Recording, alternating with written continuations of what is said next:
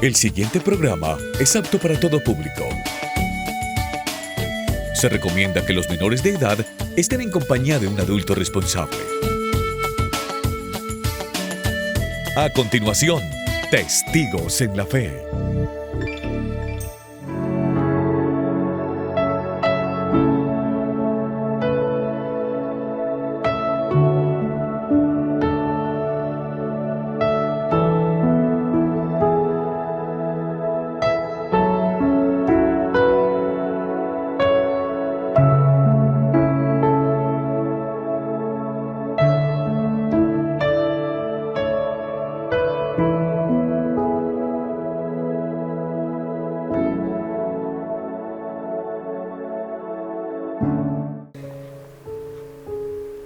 Un saludo muy cordial a todas las personas que en este momento se disponen a compartir con nosotros nuestro programa Testigos en la Fe, un espacio especialmente pensado para todos ustedes, con el ánimo de llegar a sus casas, de llegar a sus vidas, para compartir justamente esta experiencia de fe que tanta alegría nos da, que tanto bien hace a nuestra existencia. Saludamos a las personas que nos ven, que nos escuchan, a todos aquellos que disfrutan de este espacio que con tanto cariño las parroquias de nuestro municipio prepara para cada uno de ustedes. Bienvenidos. Y qué manera más oportuna de iniciar este momento que justamente poniéndonos en manos del Señor. Así pues, les invito para que iniciemos nuestro programa en el nombre del Padre, del Hijo y del Espíritu Santo. Amén. Te damos gracias, Señor, por esta oportunidad que tu misericordia nos permite. Gracias porque siempre estás con nosotros. Gracias porque hemos podido gozar de la alegría de recordar que resucitas, que estás vivo en medio de nosotros. Te suplicamos nos concedas la gracia de tu Divino Espíritu, que fortalezcas nuestra voluntad para perseverar junto a ti y que movidos por tu gracia, movidos por tu Divino Espíritu, podamos hacer todas las cosas como a ti te agrada. Ponemos en tus manos, Señor, nuestras familias, sus realidades particulares, nuestros niños, nuestros jóvenes, nuestros matrimonios, nuestros ancianos, nuestros abuelos. Te damos gracias, Señor, por lo que fue el ministerio episcopal del Papa Francisco en medio de nosotros. Gracias por lo que has regalado a tu iglesia en su persona. Y te suplicamos que a él le concedas el premio de la bienaventuranza eterna. Te pedimos nos permitas disponernos de la mejor manera para este espacio y que todo lo hagamos en tu nombre y para tu gloria. Tu gracia, Señor, inspire nuestras obras, la sostenga y acompañe para que todo nuestro trabajo brote de ti, que eres su fuente, y se dirija a ti, que eres su fin. Por Jesucristo nuestro Señor. Amén. En el nombre del Padre, del Hijo y del Espíritu Santo. Amén.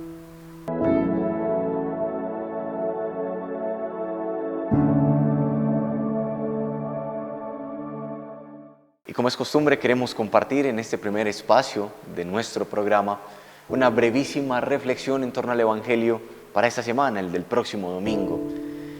Justamente pensando en que ya este será el tercer domingo de Pascua. En esta ocasión, la liturgia nos ofrece el Evangelio según San Juan, en el capítulo 21, los versículos del 1 al 19. Dice así: En aquel tiempo Jesús se apareció otra vez a los discípulos junto al lago de Tiberíades. Y se apareció de esta manera. Estaban juntos Simón, Tomás, apodado el Mellizo, Natanael, el de Caná de Galilea, los de Zebedeo y otros 2 discípulos suyos. Simón Pedro les dice: Me voy a pescar. Ellos contestan: Vamos también nosotros contigo. Salieron y se embarcaron y aquella noche no cogieron nada. Estaba ya amaneciendo cuando Jesús se presentó en la orilla, pero los discípulos no sabían que era Jesús. Jesús les dice: Muchachos, ¿tienen pescado? Ellos contestaron: No. Él les dice: Echen la red a la derecha de la barca y encontrarán. Echaron la red y no podían sacarla por la multitud de peces. Y aquel discípulo a quien Jesús amaba le dice a Pedro: Es el Señor. A Al oír que era el Señor, Simón Pedro, que estaba desnudo, se ató la túnica y se echó al agua.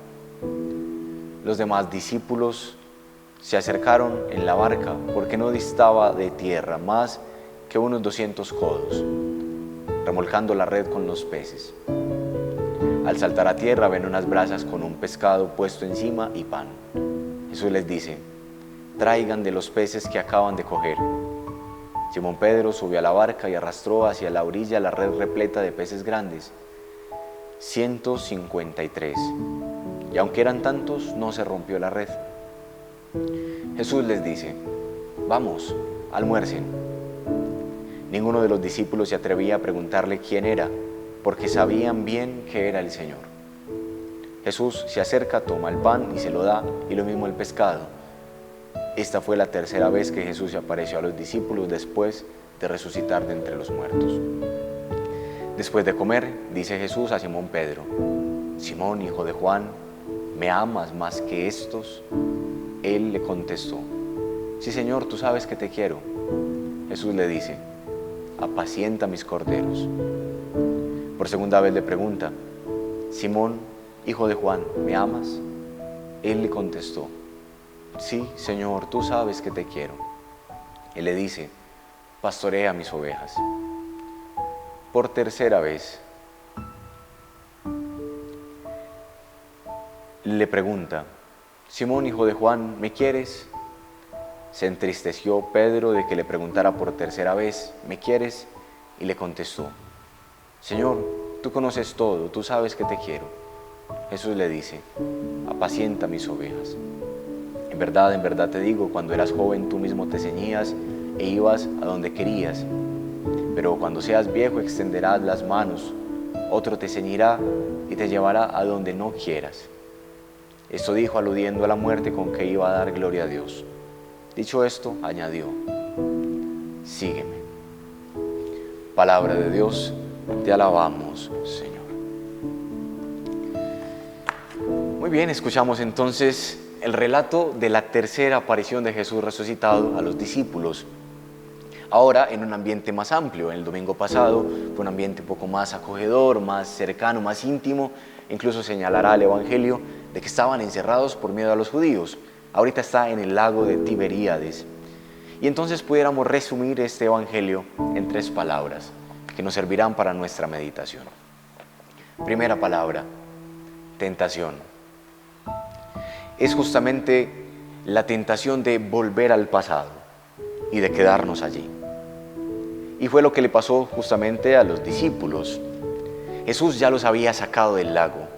Jesús ya les había dicho: miren, vámonos, síganme, que les haré pescadores de hombres. Y a ellos como que se les olvida, cayeron en la tentación de volver a lo de antes. Pudiéramos decir, y esto en un sentido un poco más espiritual, cayeron en la tentación de volver al hombre viejo, con sus viejas andanzas. Y en ese sentido vale la pena señalar que a nosotros también nos puede pasar lo mismo.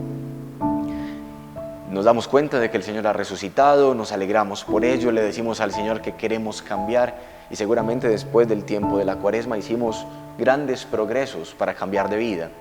Ahorita llega la Pascua, es el tercer domingo de Pascua, y aparece la tentación: volver al pasado, volver a nuestras viejas andanzas, de alguna manera perder aquello que hemos ya avanzado, y es una terrible tentación. Y en ese sentido vale la pena hacer un aviso y una advertencia: cuando volvemos al pasado no hay fruto ni felicidad. Fue lo que le pasó a los discípulos. Volvieron al pasado, se fueron a pescar y no encontraron nada.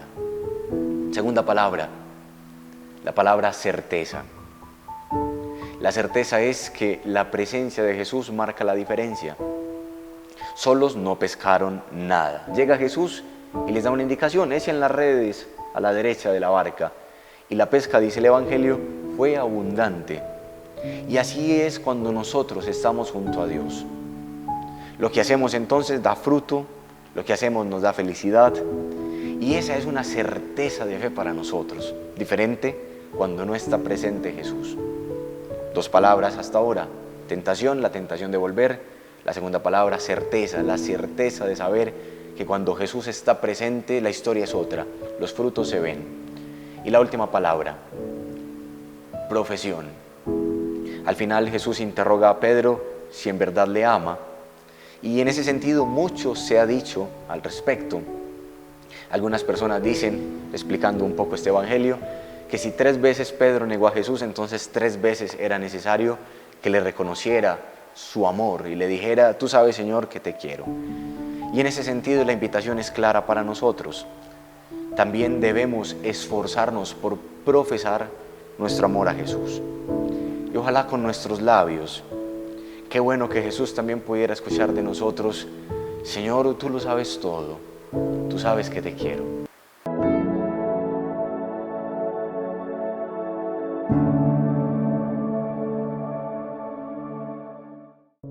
Como ya lo hemos hecho en otras ocasiones, seguimos adelante con nuestro propósito de reflexionar en torno al sacramento de la unción de los enfermos. Algunos se preguntarán si de pronto no ha tenido ocasión de seguir nuestros programas. El Padre, ¿por qué va a hablar de la unción de los enfermos? Me voy a explicar. Lo que pasa es que este año nuestra diócesis de Sonsón Río Negro nos ha propuesto justamente una reflexión particular en torno al sacramento de la unción de los enfermos. Ya hemos reflexionado en relación a otros sacramentos. Este es el año de la unción de los enfermos, que viene muy al caso con la iniciativa que el Papa Francisco justamente sugirió para nuestra iglesia, hablando de que reflexionáramos sobre la esperanza. El sacramento de la unción de los enfermos sí que tiene que ver con la esperanza. Y entonces seguimos adelante con nuestra reflexión, particularmente hablando de la teología del sacramento de la unción de los enfermos. Para ello, como ya lo han notado, hemos estado siguiendo lo que dice el Catecismo de la Iglesia Católica, recomendado para todos. Eso es un paréntesis. Qué bueno que todo católico se acercara a leer, más aún, a estudiar el Catecismo de la Iglesia. Y entonces vamos ahora a tomar el numeral 1505, que es titulado en el Catecismo de la Iglesia como Cristo Médico. Ese es el título que nos va a ocupar en esta ocasión. Cristo Médico, numeral 1503. Y dice el Catecismo: la compasión de Cristo hacia los enfermos y sus numerosas curaciones de dolientes de toda clase son signo maravilloso de que Dios ha visitado a su pueblo. Así inicia justamente este numeral. Y entonces podemos hacer una brevísima explicación para intuir que no estamos en condiciones de decir que Jesús es indiferente ante el dolor humano. No es así. El hecho de que haya realizado curaciones, que se haya acercado a las personas que sufren, manifiesta su presencia en medio del pueblo y que no es indiferente al dolor. No podemos llegar a pensar o llegar a creer que Jesús se hace remiso ante las diversas necesidades de las personas con quienes se encontró.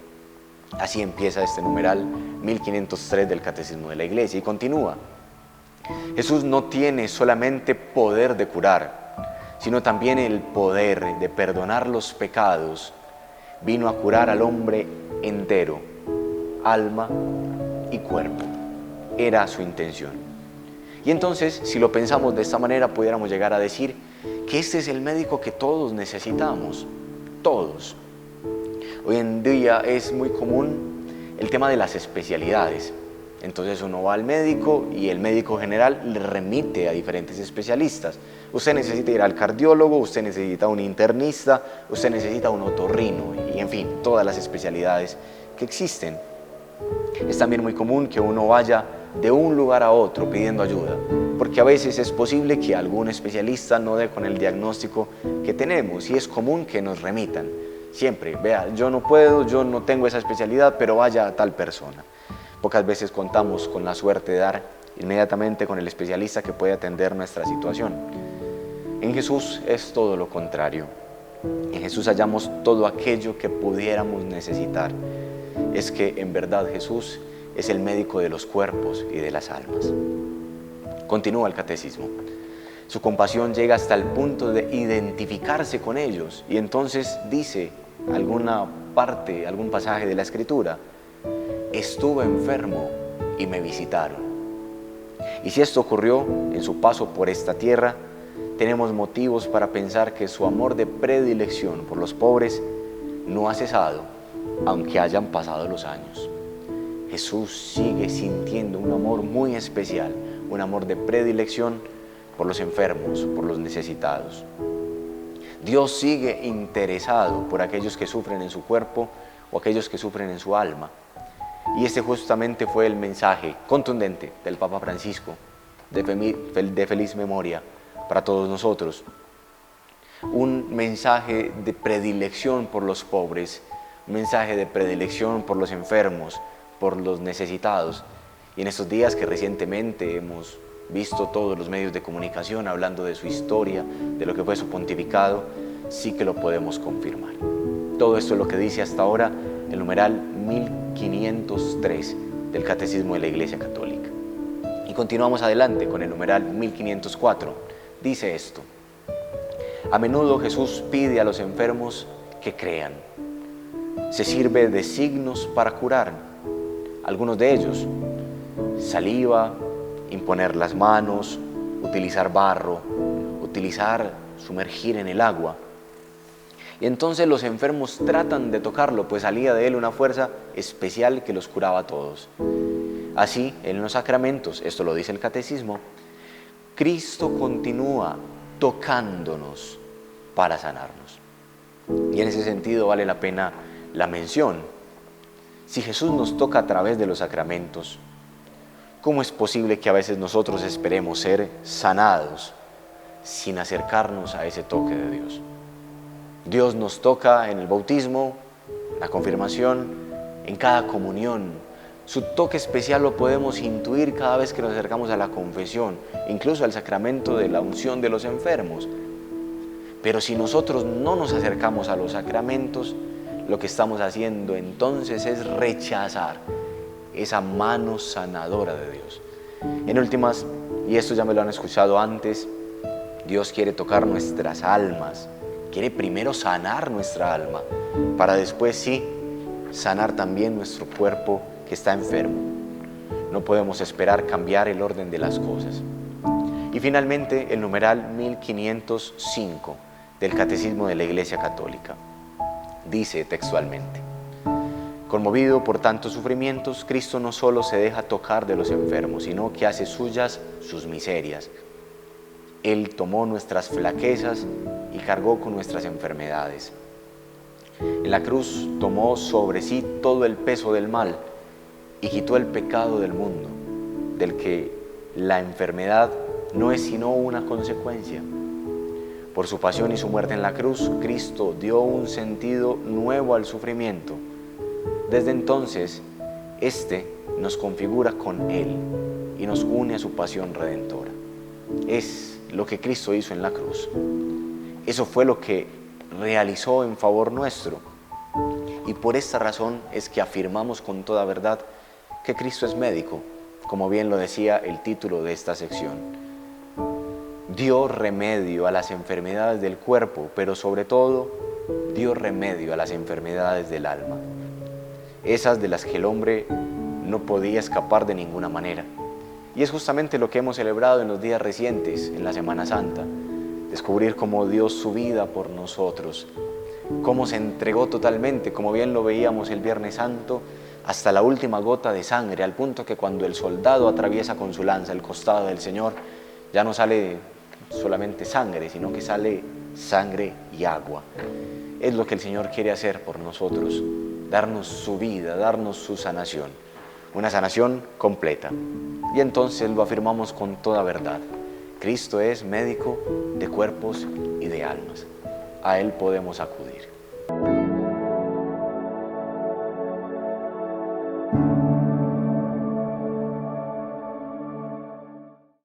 Y en esta última sección de nuestro programa queremos hacer una mención muy especial de un santo que la Iglesia ama. Siempre lo ha amado y cuánto deberíamos amarlo más. Me refiero concretamente a la persona, el ejemplo y la figura de San José. Recordado justamente el 1 de mayo como San José Obrero. San José Obrero, patrono y protector de todos los trabajadores cristianos. Como bien sabemos, es el esposo de María y padre adoptivo de Jesús. simboliza la dignidad y la nobleza del trabajo. Es conocido como el santo de las manos encallecidas y es una imagen bella. Las manos encallecidas, el artesano de Nazaret que pasa su vida trabajando y que obtiene todo lo necesario para el sustento de su familia. Es el apoyo y respaldo de María y de Jesús, a quienes enseñó el valor del trabajo humano, material y espiritual. También Cristo, con su ejemplo de trabajador, comparte la vida de obrero como San José. Vale la pena esta mención, justamente recurriendo a esta imagen de San José que la Iglesia nos propone para aprender de él cómo debemos actuar. Y entonces descubrimos justamente que San José es ejemplo de hombre trabajador.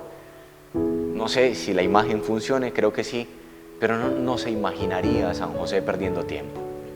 Uno no se imagina a San José diciendo que las cosas las puede dejar para otro día.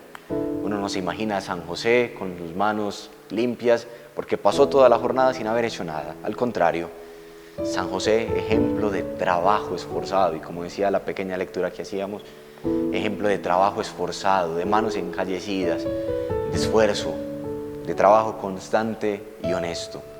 Qué bueno que nosotros también podamos seguir ese ejemplo. Pero no solamente San José ejemplo de trabajo, sino también ejemplo de silencio. No dice nada en la Escritura, es un detalle particular. La Sagrada Escritura, el Nuevo Testamento, menciona algunas cosas de San José, pero nunca nos reporta una palabra suya, absolutamente.